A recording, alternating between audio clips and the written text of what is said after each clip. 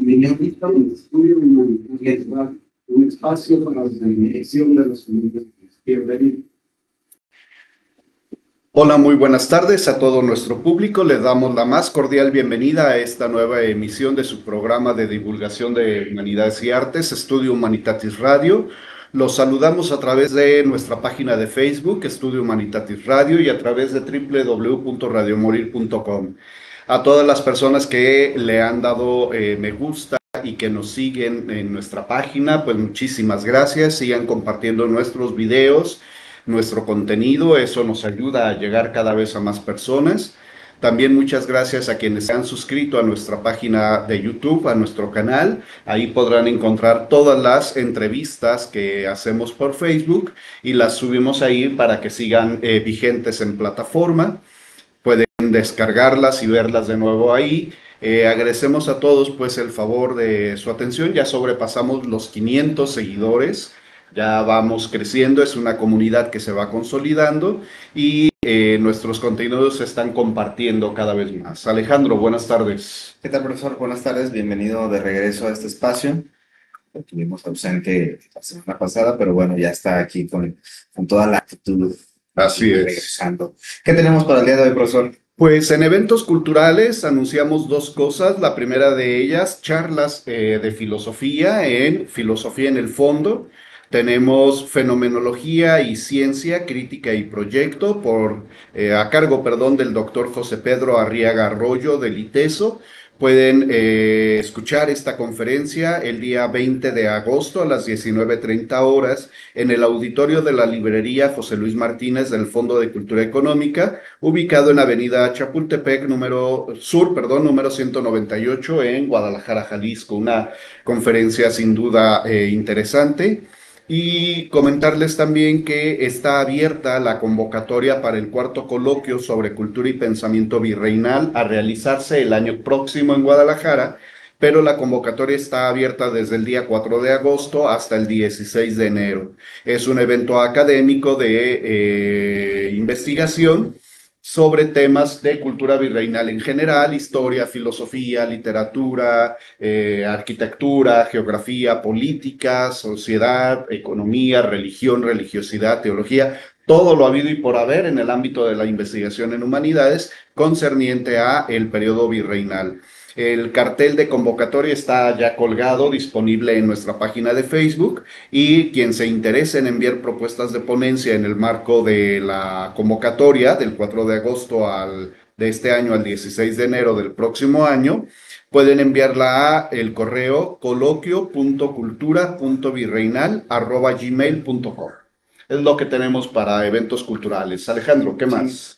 Pues bueno, invitar a los compañeros de PUSH principalmente, de historia, de filosofía, para que manden sus ponencias, profesor, y bueno, tengan ahí un espacio interesante. Y además que los organizadores aquí presentes, la verdad hacen muy buen trabajo con la organización de este coloquio. Ya me ha tocado mucho trabajo, pero muy interesante además. Sí. Y bueno, un saludo a sus compañeros recién ingresados a la licenciatura, que ayer presentamos el programa, profesor. Así es. Esperemos que alguno nos esté escuchando y que, bueno, participen más adelante en el sorteo, profesor. Y bueno, en la cápsula de hoy estamos de plácemes porque recordamos a uno de los grandes literatos mexicanos, profesor, orgullosamente de aquí de Jalisco. Recordamos a Juan Nepomuceno Carlos Pérez Rulfo Vizcaíno, mejor conocido como Juan Rulfo. Él nace en Acapulco, Jalisco, el 16 de mayo de 1917 y muere en la Ciudad de México el 7 de enero de 1986. Fue un escritor, guionista y fotógrafo mexicano, perteneciente a la generación del 52. Es considerado uno de los escritores hispanoamericanos más importantes del siglo XX. Su reputación se asienta en dos de sus tres obras narrativas, el libro de cuentos El Llano en Llamas, publicado en 1953, y su novela Pedro Páramo, publicada en 1955, además de El Gallo de Oro, escrita en 1956 y 58, pero publicada en 1980, profesor, que además hace poco algunos productores y directores mexicanos hicieron la digamos, una especie como de serie, Ujú. y ahí está en una de esas plataformas. No estamos promocionando para nada la plataforma, pero la producción fue muy buena, yo a mí me tocó verla, y la verdad es que es una muy buena puesta eh, en escena, digamos, de esta obra tan importante, El Llano en Llamas. Perdón, Pedro Páramo, profesor.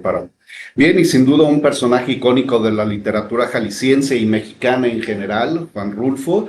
Hay muchos trabajos de investigación, incluso de tesis, que giran en torno a su obra, y pues el realismo mágico es característico y muy denso, sobre todo en Pedro Páramo. Bien, y pues bueno, para las personas que nos escuchan y nos ven a través de nuestra página de Facebook, Estudio Humanitatis Radio, pueden participar dejando sus comentarios, preguntas y saludos. Por ahí vi que ya Saúl de Lea había dejado ya un comentario. Le enviamos un saludo a Saúl de Lea. Muchísimas gracias por su saludo. Va de regreso y pueden participar porque nuestro invitado nos deja un ejemplar para sortear entre el público que esté atento a nuestro programa. Por favor, inscríbanse en el chat en vivo de la página Estudio Humanitatis Radio. Anotan por favor su nombre, con la leyenda quiero participar en la rifa o en el sorteo o quiero participar por el libro para anotarlos y al final nuestro invitado elegirá un número al azar de entre el número de participantes. Ha habido quienes ya anticiparon su inscripción, pero pues para ser justos tiene que ser durante la emisión del programa. Entonces no dejen pasar la oportunidad de hacerse de este ejemplar que muy amablemente nos obsequia nuestro invitado. Y a propósito, tenemos presente la presencia de Jorge Antonio Medina Trujillo. Él es egresado del Centro Universitario de Ciencias Sociales y Humanidades, donde estudió la licenciatura en Letras Hispánicas, la maestría en Estudios de Literatura Mexicana y actualmente es doctorante en Humanidades por la misma universidad. Ha publicado varios cuentos en diversas antologías y revistas. Y pues la primicia que nos presenta ahora es precisamente una de su novela que ganó, al parecer, sí, ganó el premio Letras Nuevas, ¿verdad? Letras Nuevas de novela, organizado por Grupo Editorial Planeta y Grupo Sanborns. Quedó dentro de los 10 primeros finalistas y esta novela, Guadalit Cara, El Valle de la Piedra, pues fue publicada en Serendip Ediciones durante el marco de la Feria Internacional del Libro. Ahí se presentó esta novela y pues nuestro invitado ha tenido mucha experiencia en investigación, presentando en diversos congresos, coloquios. Su tesis de maestría titulada Cervantes, Novo y Otón, estudio de una imitación, reelaboraciones del personaje de Don Quijote, fue publicada por la Universidad de Guadalajara, es docente en bachillerato a nivel licenciatura y además pues imparte también o ha trabajado también en idiomas en el programa de bachillerato abierto de la Secretaría de Educación Pública. Y bueno, no leí toda la semblanza de nuestro invitado porque es amplia, tiene una larga experiencia y sin más le damos la bienvenida. Jorge Medina Trujillo, bienvenido. Muchas gracias a los dos, doctor Rojo, Alejandro y a Radio Morir por esta invitación. La verdad que me ha encantado estar aquí, de poder estar hablando de literatura y de mi libro de Guadalajara. Bien, pues este espacio es precisamente para la divulgación de las humanidades, de las artes, para los jóvenes creadores, los jóvenes escritores. Y pues este es el espacio que procura que este tipo de producciones, de creaciones, pues lleguen a más público, ¿no? Entonces es para nosotros un honor que nos acompañe. Ya hay saludos, nos mandan saludos Gerard Cajan, nos manda saludos, Iván Morales, dice excelente invitado, felicidades. Pueden dejar sus comentarios, preguntas y repito, pueden anotarse con su nombre, nos dicen me interesa participar en el sorteo y al final lo haremos. Y pues para entrar ya en materia, Jorge Trujillo, ¿cómo inicia su carrera como escritor? ¿Y qué inspira a Jorge Trujillo para iniciarse en la narrativa? Bueno, la verdad es que esto inició en el 2008, cuando mi hermana me mandó una convocatoria de cuento que estaba organizando la CONAFOR. Y en aquel entonces estaba como en un periodo de, digamos, de búsqueda, porque yo ni siquiera sabía de las humanidades. Todo mi camino había sido por las físico-matemáticas. Entonces yo salí como técnico en mecatrónica de la prepa y me fui a estudiar ingeniería mecatrónica en la voz de Moreno, en la UDG. Pero por azares de muchas situaciones, tuve que regresarme a Guadalajara y en ese inter dije, bueno, me voy a esperar a los siguientes trámites para la universidad.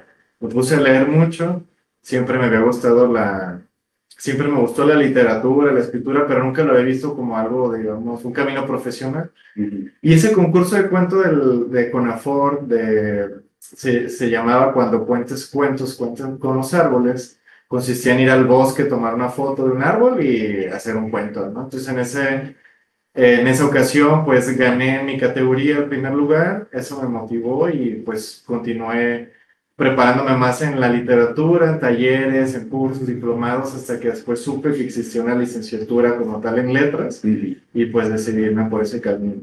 Vaya, un cambio un tanto drástico, ¿no? Del área con la que terminó el bachillerato al área en la que hace luego su licenciatura, pues sin duda un salto muy drástico. Si se pudiera hablar de influencias en la forma de la escritura, en el estilo, un tanto en los temas, ¿cuáles serían las influencias que recibe Jorge Trujillo?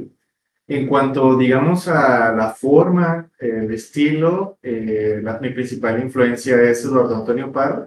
Es un escritor regiomontano que desde que yo leí Los Límites de la Noche, que es un libro de cuentos, me gustó mucho. Y de ahí cada vez que veía, o sea, fui buscando todos los libros de Parra y los leí. Me gusta mucho su estilo, su forma. Y fue un poco, sobre todo esa es la influencia de Parra que está aquí. En la cuestión de la estructura temporal, bueno, pues Rulfo es un gran referente, ese ir y venir en el tiempo, sobre todo en sus textos. Y propiamente ya como el tema, me gustó mucho una novela que leí de una escritora argentina que se llama Anya Jaukowski, que escribió La conspiración de los alquimistas. O también hay una escritora española, Julia Navarro, que escribió La hermandad de la sábana santa, que me gustó mucho cómo es que mezclaban esos temas históricos con la ficción. Y bueno, también por ahí el que tal vez es más conocido, Dan Brown, ¿no? Que escribió estos temas así de sociedades secretas, thrillers policíacos.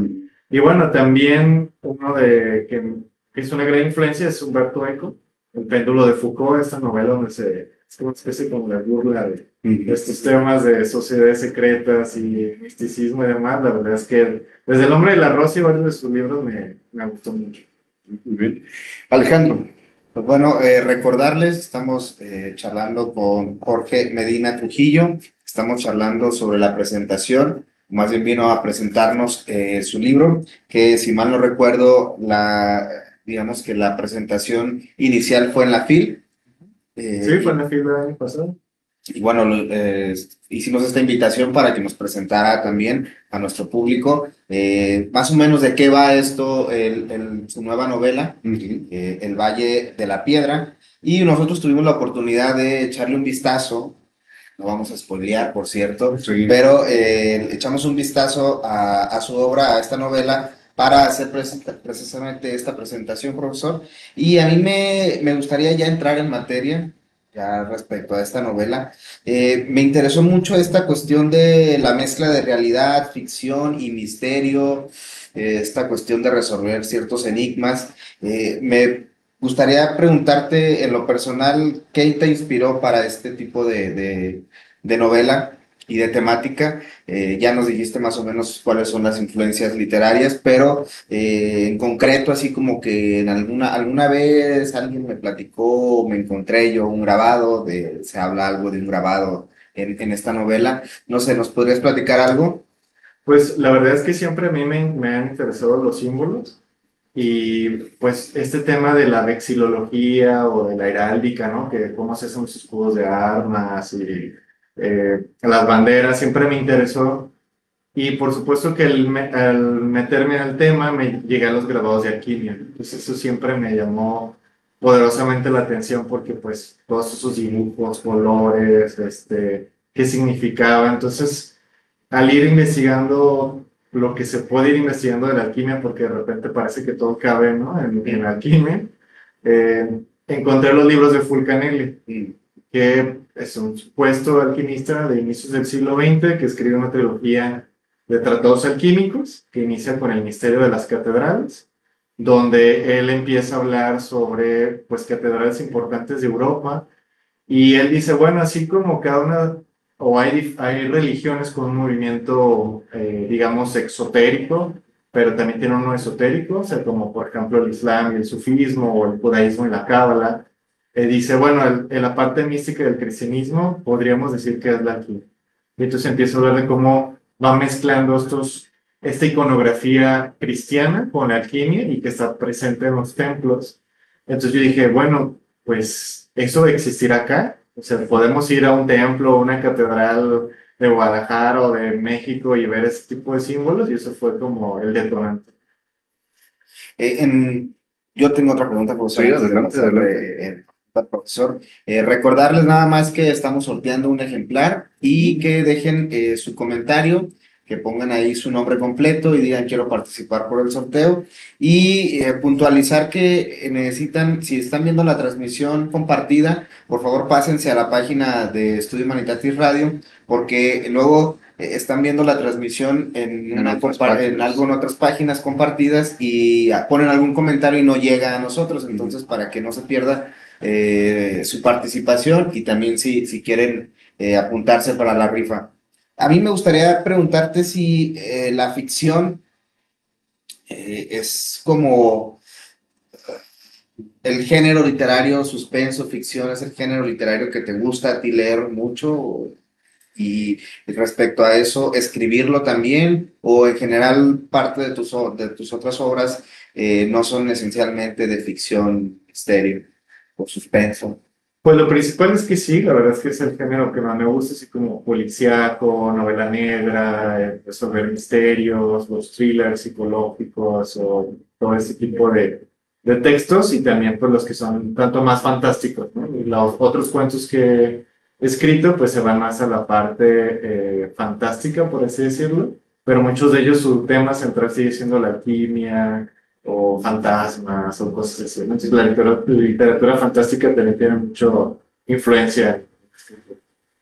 Bueno, ahí está, para invitación para que puedan revisar. Más adelante nos pasas los otros títulos en los que has publicado y algunos de los cuentos, para que quien se interesó pueda revisar también los demás textos. Profesor. Bien, ¿no? Y está también la invitación para que nos venga luego a compartir sus cuentos. Sería muy interesante tener una lectura de cuentos o de obra poética. Si tiene obra poética también, no solo cuento y narrativa, pero sería interesante que nos viniera a compartir. Entonces, ya de entrada lo estamos invitando. Muchas gracias. Casi a nivel de ya está comprometido para que venga y nos comparta.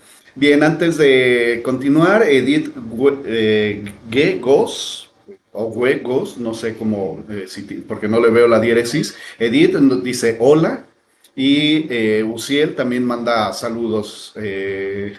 Va un saludo de regreso para todos quienes nos están viendo y escuchando a través de Facebook, a través de www.radiomorir.com. Gracias a todos los que le han dado like al video y ya se ha estado compartiendo en otras páginas. ¿Por qué Wad Alit Jara? ¿Por qué El Valle de la Piedra como un título para su obra? ¿Y cuál es el leitmotiv? ¿Qué inspira esta obra? Bueno, volviendo un poquito, ¿no? a Fulcanelli, pues la mayoría de estas edificaciones, iglesias, templos, ¿no? Porque luego saca otro libro que son las moradas filosofales, que se centra más en edificios civiles, ¿no? Entonces, pues al estar investigando, pues casi todos estos tipos de construcciones aquí en Guadalajara están hechos de cantera, de piedra. Entonces, por eso fue como el Valle de la Piedra, que también es un juego con el tema de la alquimia y la piedra filosofal. Y en el caso de Wad Alit Jara, quería como plasmar también la cuestión histórica de la ciudad, el origen de la palabra de la ciudad, que es árabe, y al mismo tiempo que muchas de las cuestiones alquímicas, de no haber sido por los árabes, no hubieran llegado a España, no se hubieran traducido ciertos textos. Entonces era como una especie de, bueno, vamos aquí a homenajear a esta parte de los árabes, ¿no? Que en la parte histórica son los que a través de la Andalucía llevan estos conocimientos alquímicos a Europa. Miren. Y esta novela, ¿cuál sería el punto como nodal, leitmotiv, eso que motiva, inspira el desarrollo de la trama? Porque vemos que es una trama compleja y que además juega también con esta cuestión de los tiempos, porque arranca desde la fundación misma de Guadalajara, las distintas fundaciones en Tlacotán, en Tonalá, Nochistlán, hasta caer aquí al Valle de Atemajac. Y luego, pero va del presente al pasado, luego vuelve al presente. ¿Cómo juega además con estos tiempos? Sí, pues el detonante principal fue una noticia que fue cuando salió en la Gaceta Universitaria que se había cancelado el proyecto del Museo Guggenheim. Entonces, gran parte de la motivación de la escritura de la novela fue contestar por qué se canceló. Porque de repente sí había unas explicaciones oficiales, pero había fuertemente muchos rumores que nada de eso pues se puede comprobar, ¿no? Pero de repente dijeron, bueno, es que en aquel entonces parte del presupuesto que se estaba destinando a la construcción del museo se mandó a la construcción del Santuario de los Mártires de Cristo por parte del gobernador. Eso es algo que no existe algo fidedigno o algo práctico que digan, sí, mira, aquí está la prueba, pero un rumor, ¿no? Y después, sí hay un periodista, Álvaro Delgado, donde identifica al exgobernador y al entonces arzobispo de Guadalajara como miembros de la Organización Nacional del Yunque. Entonces, fue como, ¿realmente existe una influencia de sociedades secretas o discretas en la cuestión cultural y política de Guadalajara o fue una mera coincidencia? Un tema complicado, sobre todo porque pues está como inserto entre la neblina de los rumores, la neblina del oculto, pero se alcanzan a percibir las influencias. Estos temas de las sociedades secretas han estado presentes a lo largo de mucho tiempo en la historia. Incluso en la guerra de independencia, por ejemplo, o las revoluciones de independencia, hay estudios muy interesantes que desde una perspectiva netamente académica, histórica, pues rastrean, ¿no?, los influjos de estas sociedades secretas. Antes de continuar, una pregunta, bueno, José Luis González, que es también ya un radio ciberescucha, hace una pregunta, la leo así tal cual, supongo que tiene que ver un poco con, pues, el por qué el género narrativo, pues, debe pervivir. Dice, ¿por qué escribir hoy? ¿Qué resuelve? ¿Por qué es relevante su texto? No sé si pudiera responder esta pregunta. Bueno, el tema de la narrativa fue para poder jugar justo en esta neblina, ¿no? De lo que sí se podía encontrar y lo que no. Pues la ficción me iba a ayudar mucho a llenar los huecos, las posibles respuestas de lo que podría, pues, explicar todo lo que quiera en torno a la novela. Y pues en ese sentido, el texto lo que ofrece es una visión diferente de la ciudad. De repente dicen, no, es que Guadalajara, ya escucho, ¿no? Guadalajara es la ciudad de las ocurrencias, porque pues por ahí hay neoclásico, y luego acá hay neogótico, y luego acá hay no sé qué tantos estilos, y que nada de eso tiene que ver. Y entonces también un poco fue, hay que ver otra visión, según Fulcanelli, realmente existen estas moradas filosofales en el arte urbano. Entonces la novela es como aportar, mira, esta es otra forma de ver o de leer la ciudad y el arte de la ciudad. Bien, sintéticamente, y a propósito porque lo mencionó y me he topado también con ese concepto, moradas filosofales y cómo se pueden apreciar a propósito precisamente de la arquitectura en Guadalajara. Ahí, por ejemplo, pues prácticamente como lo describe Fulcanelli, una morada filosofal puede ser un frontispicio, un edificio, una catedral, una estatua, una pintura, un bajo relieve, algo que tiene un significado que, por una parte, pues sí tiene este significado o explicación oficial, pero también tiene otro significado o una explicación que se relaciona con alquimia o el hermetismo, y de ahí el mote filosofal. Entonces, de repente es como todo esto que remita a simbología hermética, alquímica, entonces caería como dentro de esta categoría, ¿no? Porque es algo que encierra ese significado hermético y de ahí lo de morada y filosofal.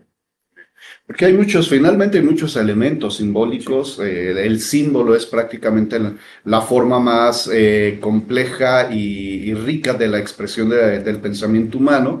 Entonces es inevitable que los encontremos dispersos en la ciudad, sobre todo con la larga tradición histórica que hay en nuestros edificios culturales, como la catedral, el templo expiatorio, por ejemplo, y los que pudiéramos encontrar si pervivieran muchos de los edificios que se derribaron en el proceso de modernización de la ciudad, ¿no? El Templo de la Soledad, por ejemplo, que estaba por ahí a un ladito donde actualmente es la Rotonda de los Hombres Ilustres, el convento de los Carmelitas, de lo que hoy queda nada más el exconvento del Carmen, que es museo, y la capilla, que es en realidad una capilla lateral, no era la capilla central, y se tumbó la biblioteca, entonces sin duda habría todavía mucho más elementos, ¿no? Pero bueno, muchas gracias a todos por sus saludos y sus preguntas. Les recordamos pues que se tienen que inscribir si les interesa participar en la rifa del libro, dejando su nombre completo y la leyenda, pues quiero participar en el sorteo, en la rifa. Alejandro, por favor. Pues bueno, sin duda es una invitación para revisar esta obra. A mí hay algo que me pareció muy interesante, que es esta cuestión de la revisión histórica, porque como ya dijimos, en esta novela se mezclan elementos de la realidad y ficción. ¿Hay en algún punto, porque parece que el detonante del argumento de la obra es esta parte histórica real de la fundación de Guadalajara como capital? Ahí me gustaría preguntarte si en algún punto toca o puede esta obra referenciarse como una novela histórica también, porque parece que tiene ciertos elementos que comparte con este género de novela histórica. No sé si nos puedes platicar algo. Pues digamos que hasta cierto punto sí, sobre todo al inicio, cuando se habla, esos 3 capítulos que hablan de la fundación de Guadalajara y esta, pues cuando era Nueva Galicia. Esa parte sí lo podríamos considerar como una novela histórica. Ya como la parte medular, sí también tiene de repente una referencia, ¿no? A ciertos exgobernadores, a ciertos personajes de la política, de la historia, ¿no? Como por ejemplo ahí pues se habla de Javier Mina, Benito Juárez, Ignacio de Vallarta. Entonces de repente pues sí se van metiendo estas partes históricas que lo podríamos considerar como una novela histórica, aunque propiamente pues no se desarrolla todo durante este siglo XVI, pero sí tiene parte, ¿no? Que se podría tomar. Que también es muy rescatable porque seguramente habrá quienes no han leído de estos temas de la fundación, cuáles fueron las anteriores capitales, dónde se fundaron y por qué se emigró a esta zona. Rica en agua, rica en ríos, confluían muchos afluentes naturales y eso proporcionaba una estabilidad de alguna forma en términos alimentarios principalmente. Profesor. Bien, pues bueno, muchas gracias a todos los que nos han enviado saludos, también ya los que se inscribieron para la rifa del libro, ya hay varias personas anotadas, muchísimas gracias. Quienes nos estén sintonizando recientemente, pues inscríbanse para el sorteo que se realizará al final, y si están siguiendo esta transmisión por otras páginas donde se está retransmitiendo, por favor pásense a Estudio Humanitatis Radio para que puedan participar en la rifa de esta novela que se antoja interesante, tanto por la trama, por la mezcla de elementos también esotéricos, pero también históricos, muy interesantes. Vemos pues que a lo largo de esta obra, bueno, en los primeros capítulos sobre todo, y que se va desenvolviendo a lo largo de la obra, hay un misterio por resolver. Hay un misterio, una persona, un personaje se enfrenta a la necesidad pues de resolver un misterio, pero parece que hay un punto en el que ya no parece ser como tanto una cuestión amenazante, sino que parece que se interesa pues en la forma en que es como invitado a resolver el misterio, ¿no? Que le llega a través de un sobre. Está ahí una cuestión de un secuestro de por medio. No detallamos mucho para, como dice la chaviza, spoilear, como adelantar pues el contenido del libro. Pero me interesa y me llama la atención que recurre a elementos de alquimia que ya nos había mencionado y cómo en los primeros capítulos, pues de repente hay como un hallazgo, un descubrimiento de algo que se estaba buscando con mucha insistencia y aparece además en la ciudad de Guadalajara.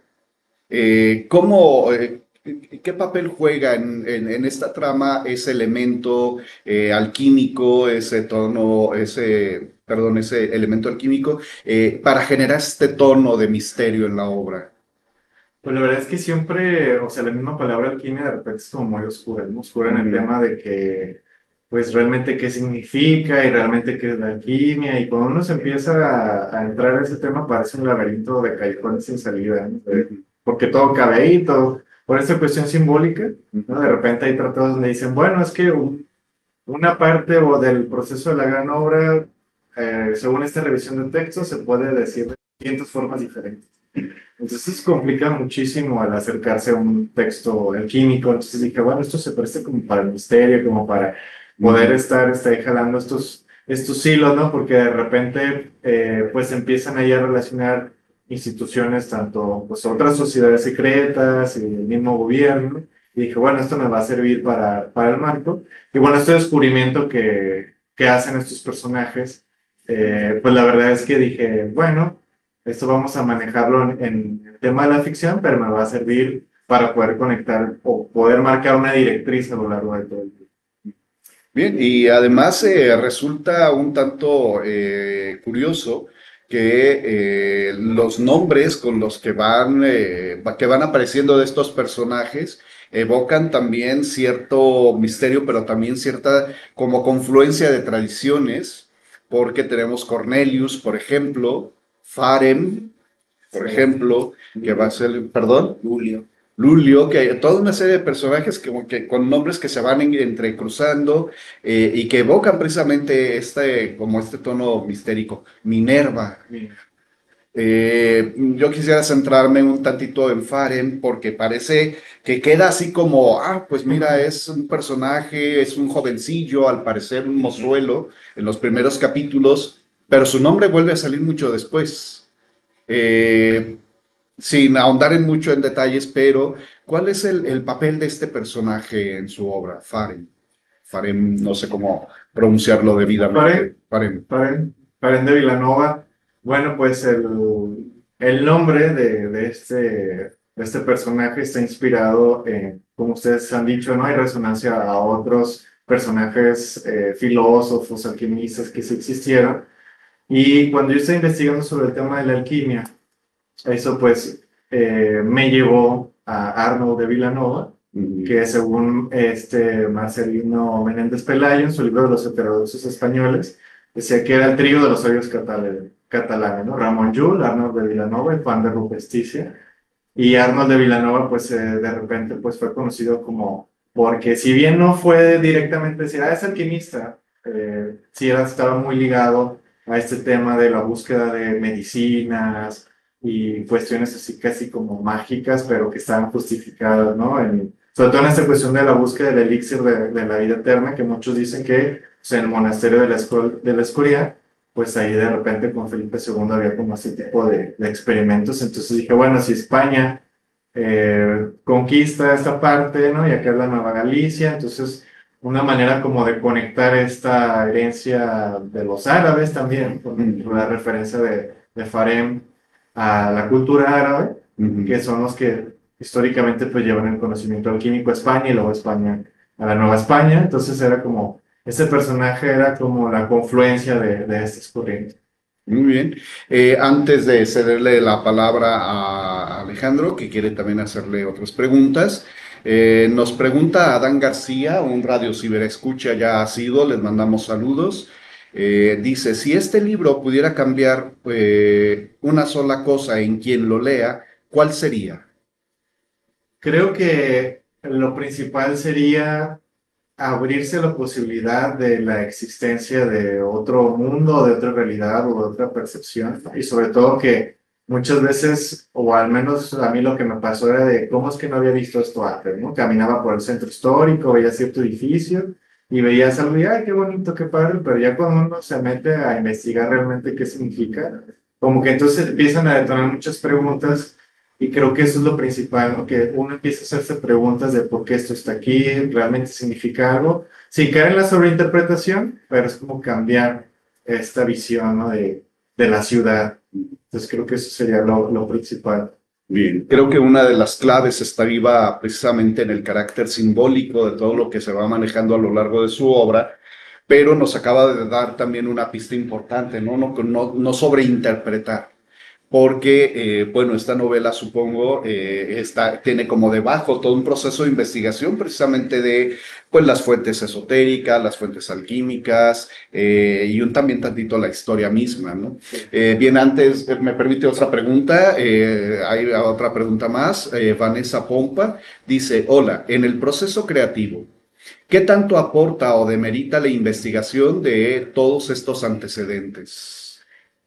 Creo que aporta en el sentido de que te puede ayudar justo como a hacer este juego de ambigüedades, el juego literario, porque al final la ficción supera la realidad muchas veces. Lo que creo que tal vez a veces esta búsqueda de fuentes puede meritar es que uno quiera pegarse a la verdad y eso puede que te quite hasta cierto punto creatividad. Y en la literatura, más que la verdad, pues hay que buscar la verosimilitud, porque al final la verdad cada uno la va a determinar acorde a su perspectiva, a su bagaje cultural. Bien, hay un mensaje de parte de Adán García, le agradece la respuesta y lo felicita por la obra. Muchas gracias. Bien, Alejandro. Pues bueno, muy interesante. Ya estamos dándoles ahí unas pistas para que vayan agarrándole el gusto y quieran buscar la obra que más adelante al final nos va a dar nuestro invitado, los lugares, los puntos donde se puede conseguir la obra para quienes les pudo haber interesado y no se lo ganen. Esperemos que sí se lo ganen. No se lo pueden ganar todos, pero bueno, esperemos que quien se lo gane también tenga muchas ganas de leerlo y quienes también tienen muchas ganas y no se lo ganan, pues vayan a buscarlo. Lo busquen y lo Sí. encuentren. A mí me interesó mucho esta cuestión de las sociedades secretas, ¿no? Quizás aquí en México tenemos más cercano estos partidos ya o estas sociedades secretas que están muy ligadas a partidos. Por ejemplo, en el caso de los partidos sinarquistas, que se decía que había sociedades ahí con esta cuestión de la guerra cristera. Después pasan a estas universidades, principalmente de derecho, las libres de derecho. El Muro, por ejemplo, es organización estudiantil muy ligada al partido de Acción Nacional. El Yunque, como ya nos dijo el invitado, pero también están en el norte del país, hay muchos folletos, todavía se rescatan algunos documentos en los cuales se hicieron reuniones masónicas, también que están muy cercanas a estas sociedades secretas. En el caso de una sociedad o una organización, llamámoslo así, que viene referenciada en esta novela, Los Rosacruz. Hay algunos elementos, no sé si has tenido la oportunidad de revisar algunos edificios históricos y en los cuales puedas tú identificar o hayas identificado al menos un acercamiento o tentativamente, pues no, nada va a ser aquí absoluto, pero tentativamente que tú hayas identificado. Sí, pues la verdad que los Rosacruces, lo primero que se me vino a la mente al decir, bueno, si tienen que ver o no, pues fue el mismo nombre de la ciudad, ¿no? La ciudad de las rosas. Dije, bueno, ahí como que está muy forzado, ¿no? Pero dije, bueno, la mayoría de la gente dice, bueno, Guadalajara, la perla tapatía, la perla de Occidente, pero pocos saben que también es la ciudad de las rosas. Y hay un parque de las rosas que está cerca de la Minerva, donde pues digamos, evoca esta fraternidad que existe entre Guadalajara y Portland, Oregon, que las dos se conocen como Ciudad de las Rosas, y Minerva es como el símbolo de Guadalajara y Poseidón de Portland, ¿no? Y esto nos remite a este mito de cómo se iba a llamar la capital de los griegos, ¿no? Cuando compite Poseidón y Atenas. Bueno, el Parque de las Rosas es uno. En la glorieta de los niños héroes, en la parte de arriba hay una figura que pues bueno, oficialmente es la patria, pero tiene una guirnalda de rosas. Entonces de repente era como, ¿se tendrá algo que ver? Donde sí podemos encontrar un símbolo así más directo es en el templo expiatorio, que ahí en las puertas de madera hay tallado un pelícano, y el pelícano que se relaciona con una simbología cristocéntrica tiene que ver con los Rosacruces, ¿sí? Porque era como este pelícano que se sacrifica hacia sus polluelos, así como Cristo se sacrificó para salvar a la humanidad. Entonces ahí está tal cual este tallado en madera, que está muy relacionado también con un grado Rosacruz dentro de la masonería. Entonces de repente pues verlo ahí es como, mira, pues, sí tiene su explicación cristiana, pero también tiene su explicación rosacruciana, por así decirlo. Y en el sagrario, en la parte de arriba, en el frontispicio, hay un artesón, el último, que pareciera que está referenciando a este grabado famoso de las figuras jeroglíficas de Nicolas Flamel, esta serpiente crucificada, que también es como, ¿y eso qué está haciendo aquí? Pues bueno, ahí hay elementos también que podrían ser parte de la novela, ya meta literario, que puede ayudar también para que se genere una intriga dentro de esta obra y tenerlo en cuenta, profesor. Bien, yo quería preguntarle a propósito precisamente de esto de las sociedades secretas y por qué, bueno, aparecer precisamente de la orden, porque parece ser que es también una revelación que se le hace a este mozo, a Farem, se le revela es que somos parte de una sociedad, somos hermanos de una especie de cofradía y pues pertenecemos a este grupo. ¿Por qué no? Bueno, ¿por qué esta sociedad secreta en particular ha sido la que le ha llamado más la atención y no la masonería u otras logias, por ejemplo, masónicas? ¿Por qué esta en particular, la Rosa Cruz? De la Rosacruz. Bueno, por una parte porque siempre es como que uno quiere rastrear sobre el rosacrucismo y se mete en el mismo laberinto de la alquimia. Pues sí, están los manifiestos del siglo XVII, hay una directriz con ciertos conceptos, ideas, pero cuando uno quiere ver la evolución o el origen como tal del rosacrucismo, es muy hermético, entonces eso también se prestaba como a este juego, pero a mí me llamaba mucho la atención de, bueno, sí hay mucha literatura y bibliografía sobre la masonería, que algunos dicen más que es una sociedad secreta es discreta, pero cuando uno va al rosacrucismo es un poco lo realmente confiable, ¿no? Que uno pueda encontrar. Entonces eso me fue como llevando más a, bueno, ¿qué más podemos encontrar? Y bueno, pues sí hay un templo que tiene un frontispicio de estilo egipcio, que es de la antigua y mística orden Rosacruz, que está por el templo de San Bernardo, y pues ese ahí está. Entonces de repente me llamó mucho la atención porque lo ligaban a Egipto, con el rosacrucismo, la alquimia, y eso pues me fue llevando más a investigar esta sociedad. Bien, supongo entonces que en este proceso de búsqueda, de investigación para también abonar a su novela, hace como esta precisión de distinguir el tipo de sociedad, lo que caracteriza el rosacrucismo, de lo que serían otro tipo de sociedades secretas, por ejemplo, sobre todo las masónicas, porque uno escucha sociedades secretas, uno inmediatamente piensa en los masones. Los Illuminati. Los Illuminati. ¿Sí? Entonces, pues esta caracterización pues del movimiento Rosacruz, que bueno, usted nos podría aclarar porque parece que es también parte de su objeto de investigación precisamente en su tesis de doctorado, que también lo podemos invitar para que una vez que la termine nos platique sobre ello, o aunque todavía no la termine, pero que nos pueda venir a platicar sobre ello.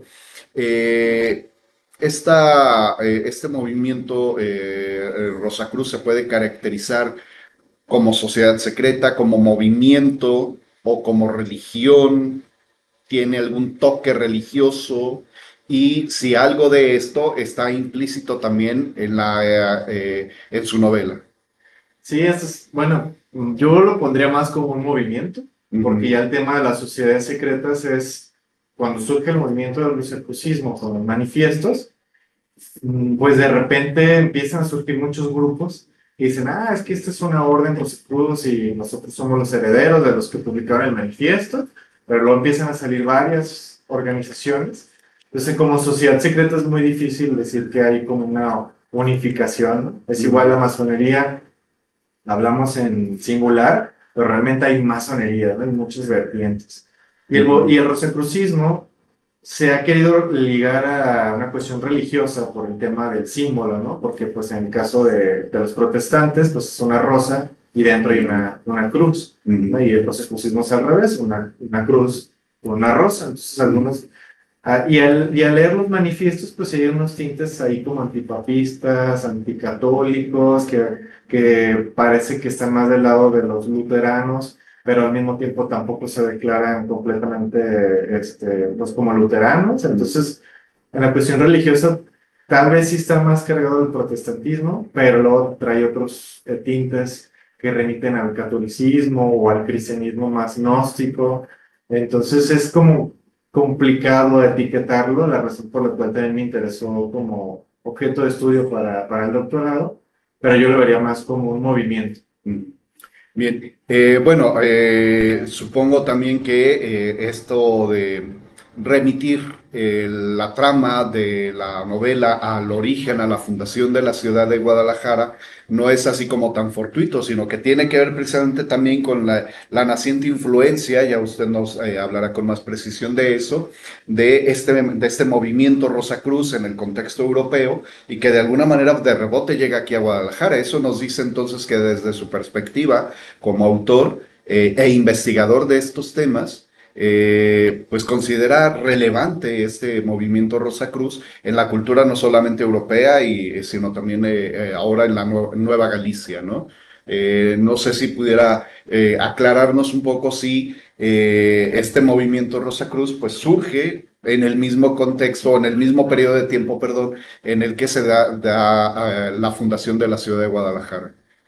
Pues la fundación, históricamente, el rosacrucismo surge en 1617, con la publicación de la Fama Fraternitatis, entonces es posterior a la fundación, pero sí empieza a haber como algunas reminiscencias, algunos por ahí, referencias al movimiento Rosacruz que todavía no nacían como rosacrucismo, pero era como una constante de una búsqueda de reforma o de renovación del cristianismo, que de repente pues empiezan a surgir algunas dentro del mismo catolicismo, estos movimientos de renovación, pero siempre era como que, bueno, nos estamos enfrentando a una cuestión institucional y política, Sacro Imperio Romano. Entonces de repente fue como, bueno, ya está América, un nuevo continente, una nueva tierra. Es como, para muchos era de, es que es la tierra prometida, ¿no? Es el lugar de las utopías, donde todo está en ciernes y podemos crear una sociedad ideal.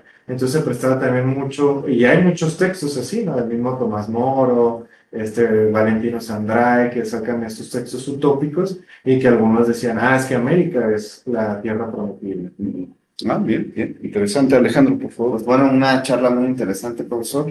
A mí me suena mucho porque además recordemos que la primera orden que llega a Jalisco, a lo que hoy conocemos como Jalisco, a Guadalajara, pero a esta región esencialmente, son los franciscanos, pero comienzan a llegar muchas órdenes y de alguna forma hay una competencia, aunque no se quiera decir de esa forma, hay una competencia, digamos, por traer feligreses a las parroquias que se van fundando, y en eso también hay una simbología muy importante. Nosotros hemos tenido la fortuna de ir a algunas otras iglesias, y que aquí el profesor tiene un gran conocimiento respecto a la simbología y a las representaciones que se dan para identificar de qué orden es cada una de las iglesias, ¿no? Las edificaciones, porque no solamente son iglesias, también hay panteones en los cuales se pueden identificar. Aquí en Guadalajara, en la capital, había al menos otros 2 panteones de la época de Santa Paula, mejor conocida como Belén, que se perdieron por el crecimiento inmobiliario. Entonces, bueno, ahí también pudimos haber encontrado alguna simbología seguramente. Pero, ¿cómo es de importante esto? Y la novela también invita a eso, ¿no? A ir a estos lugares y ver qué simbología podemos identificar y por qué están ahí, ¿no? Entonces, pues bueno, a mí me pareció una novela muy interesante y invitarlos a todos para que puedan buscarla, a quien no se la gane pueda buscarla. Profesor. Bien, pues como para ir ya perfilando el cierre y a propósito precisamente de dónde o cómo conseguir su novela para el público que esté interesado en adquirirla, ¿cómo podrían hacerle? Bueno, está disponible en librerías Gombi y en el Fondo de Cultura Económica de manera física. Y bueno, ya también lo pueden conseguir en plataformas como Amazon, Mercado Libre, Apple Books, en la misma página de la tienda en línea de la editorial, de Grupo Editorial Literato. Ahí pueden ingresar y pueden conseguir el libro, se lo mandan en físico. Y bueno, ya de manera digital, pues hay muchas plataformas como Cabra Books, Casa del Libro, Porrúa, El Sótano, pero principalmente aquí en la ciudad sería Librerías Gombil y el Fondo de Cultura. Muy bien. Perdón, ¿algún otro título que te gustaría compartir en el cual has publicado? Entiendo que algunas son publicaciones colectivas, no sé si nos puedes decir alguno y si se pueden todavía conseguir o dónde se pueden conseguir. Hay algunos que todavía se pueden conseguir, como hay un concurso de cuento Ariadna, en el que participé, y ese es, si mal no recuerdo, está disponible en línea. Así le pone uno premio a Ariadna de Cuento 2019, y ahí publiqué un cuento que se llama el gato del Perenle, que es la esposa de Nicolás Flamel. Entonces, un poco también como otra vez este juego de si realmente Flamel y su esposa consiguieron la inmortalidad o todo fue una especie de pues treta histórica.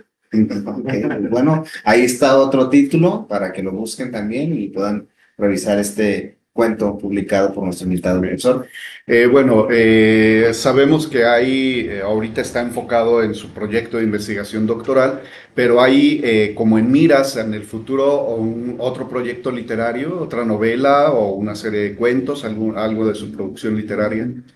Sí, pues hay muchas cosas que tuvieron que salir al momento de la edición, porque pues la versión original de esta novela era como el doble. Vaya. Entonces cuando intenté publicarla dije, nadie me va a publicar 700 páginas. Entonces fue como, vamos a reescribirla y vamos a quitar y vamos a sintetizar.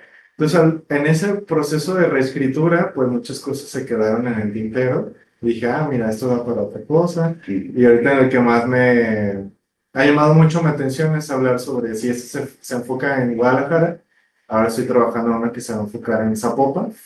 Y sobre todo pues también con el lema del escudo de armas de Zapopan, que es con este signo vence, o con este signo vencerás, con signo pinche, que remite a esta leyenda de Constantino, el emperador que instaura el cristianismo. Entonces ahí se está cocinando. Bien, pues invitado para que cuando la tenga en el futuro, pues nos pueda acompañar. Esperamos seguir con Estudio Humanitatis Radio por un buen rato, entonces pues estarán los micrófonos abiertos. Agradecemos a todas las personas que le dieron like a este video. Tenemos 19 likes al video, 4 veces compartido, 7 espectadores. Muchísimas gracias quienes permanecieron en nuestra emisión en vivo. Y le vamos a pedir a nuestro invitado que así al azar escoja un número del 1 al 7. El 5. El 5, Salomón Villegas Gómez. Salomón Villegas Gómez es el ganador de esta novela.